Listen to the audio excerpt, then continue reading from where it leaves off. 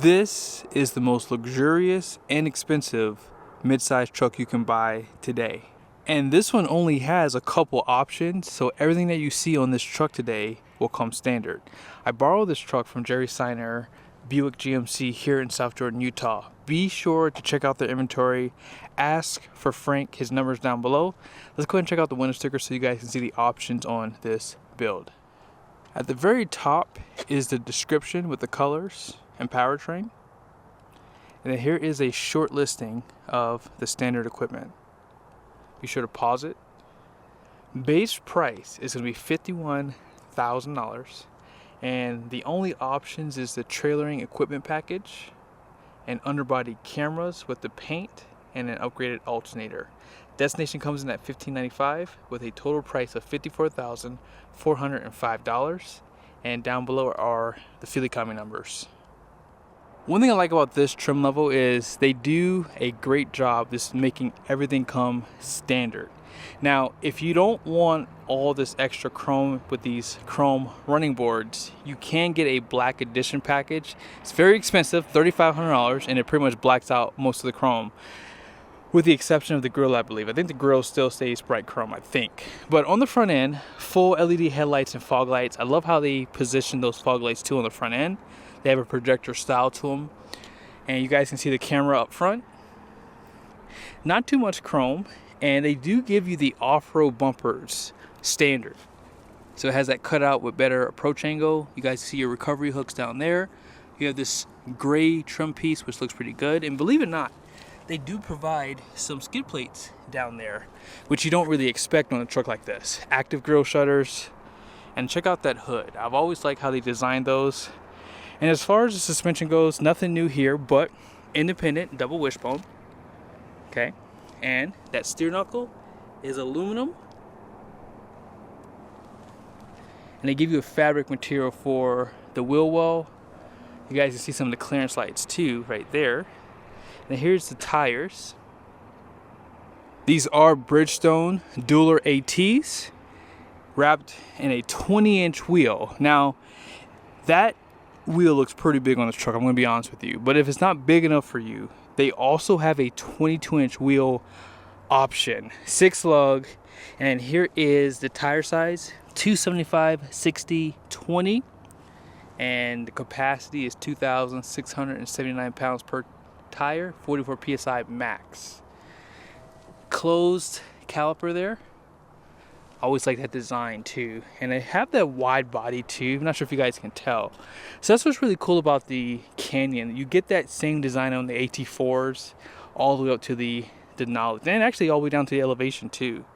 But chrome on the mirrors, door handles, and as I mentioned earlier, those running boards.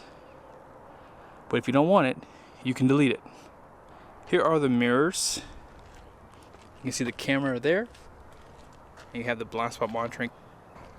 Black trim below the windows, 21.5 gallon tank, and they only have one bed size.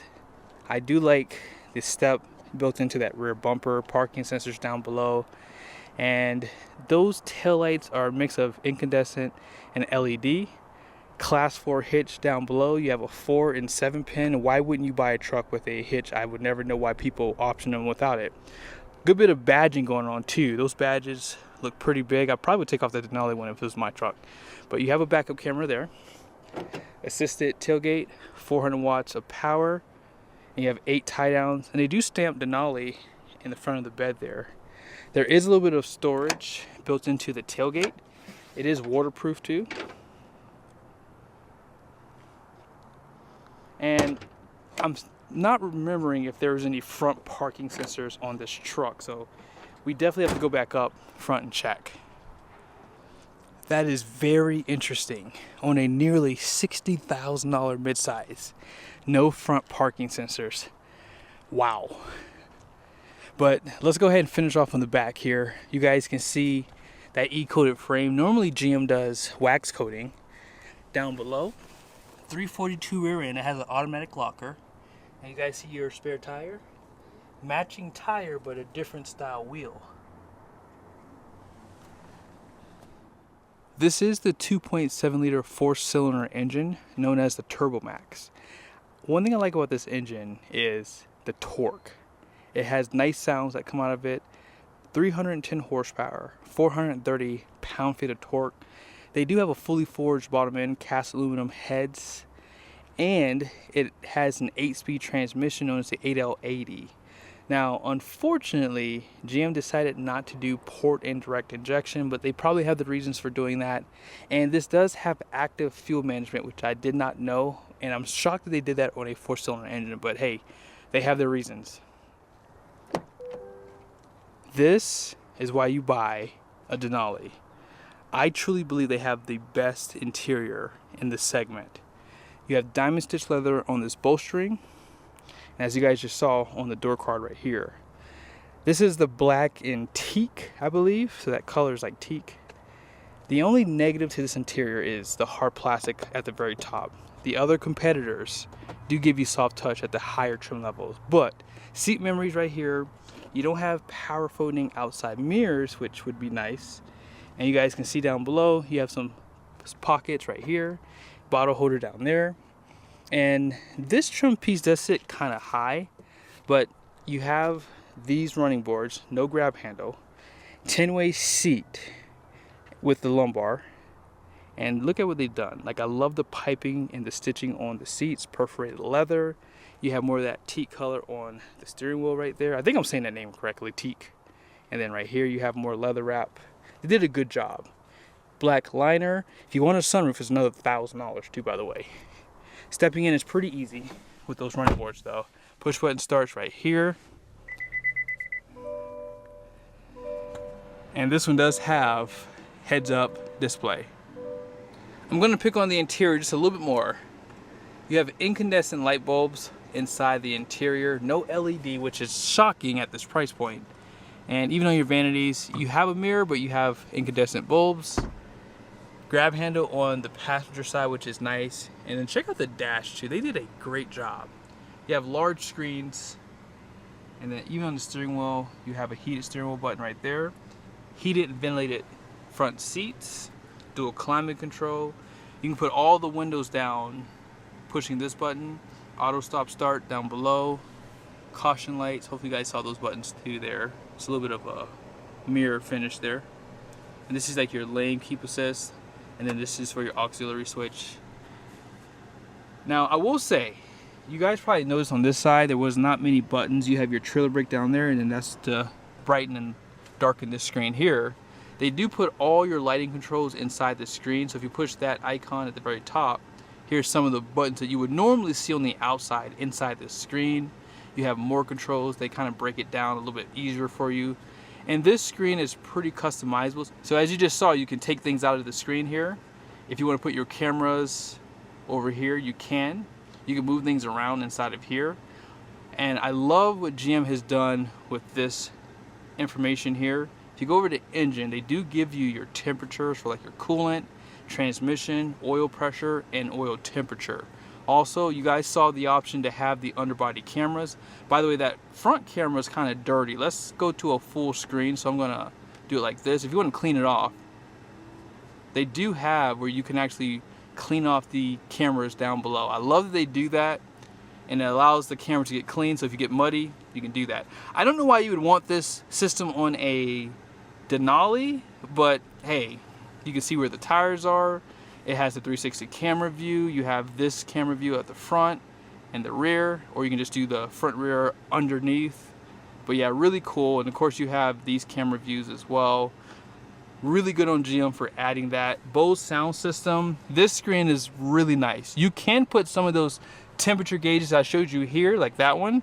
You can put that over here if you like. And then you push this button here to go through some of the menus. But really well thought out. I really like what GM has done. I hope they do something similar for the HD. So this is your navigation for the gauge cluster. And they have this guy. This is like for your off-road screen. And then a few more gauges like that. But yeah, down below, wireless charger, 2 USBs there, type A, type C. You have your gear limiter on your shifter. And you have multiple drive modes that show up on this screen here. So you have off-road, tow haul, terrain, normal, and that's pretty much it. Auto 4-wheel drive, you have 4 high and 4 low. 2 high is where you're going to keep it at in the summertime, and then you have this electronic parking brake, cup holders, which are pretty big, and then this is leather wrapped, and then you have storage with this tray that removes to show a 12-volt power plug. Here's the passenger side. Looks like they have some coordinates right there. Glove box down below. You cannot use this for a bed camper. No surprise there. Now on this side, you do have an 8-way seat with lumbar. And as I said, you have that grab handle too, which comes in handy. Now out back, I do like the fact that they give you a 60/40 bench. Seat back pockets on both sides. You guys can see air vents down there. You have a type C to the left, type A USB, and they have a 120-volt power plug. Now they do have a cover for it too, right there. And let's go ahead and put these seats up. So you do have a handle here, and it just lifts up. And it's decent storage. Let's check out the other side. Most of this is for your jack and tools, but armrest right here. Also 3 headrests across. These do pop down for more visibility, and this glass is slide manually. They do provide grab handles on both sides. Let's go ahead and check out the Payload. Here are the numbers on the door. Gross axle rating up front is going to be 3,500 pounds. The rear is 36. Gross vehicle weight rating is going to be 6,250 pounds. Those wheels are 20 by 9 wide. And 1,338 pounds of payload, 35 psi front and rear for the tires, cold. That may not seem like a lot of payload, but you have to keep in mind this truck is pretty well equipped, and I think for the most part that's more than enough payload for a mid-size pickup truck. I hope you guys liked the video. Be sure to subscribe to the channel. As I mentioned, I'm going to try to take one of these down to show it up against a Ford Ranger Lariat. So yes, you don't want to miss it. See you guys soon.